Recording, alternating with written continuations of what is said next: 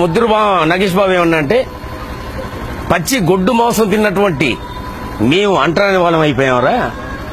అయితే దానికి వచ్చే పాలు మీరే తాగుతారు, దానికి వచ్చే పెరుగు మీరే తింటారు, దాంట్లో మొత్తం జిలగొడితే వెన్నొస్తే మీరే ఒంటి రాసుకుంటారు, దాంతో కొవ్వుతో మొత్తం సబ్బులు తయారైతే మీరే రాసుకొని మొత్తం తింటారు, మొత్తం రాసుకొని మొత్తం స్నానం చేస్తారు. ఈ రోజున ఆ గొడ్డు మాంసం ఉన్నటువంటి కాజు నుంచి క్యాప్సూల్ తయారైతే క్యాప్సూల్ మీరే వేసుకుంటున్నారు.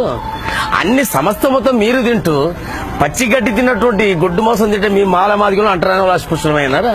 అట్లా కాదురా. అంటరానోడికి ఈ దేశానికి ఎన్నుముక్క.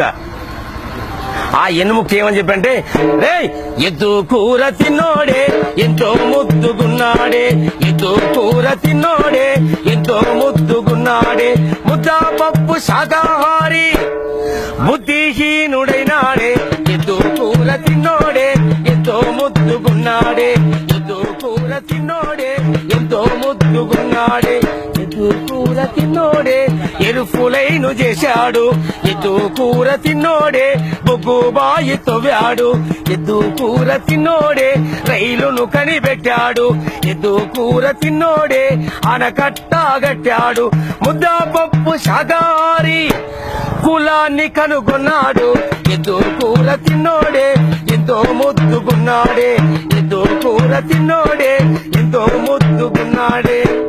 ఇలా అనేకమైనటువంటి దళిత కవిత్వం ఉన్నటువంటి పాటలు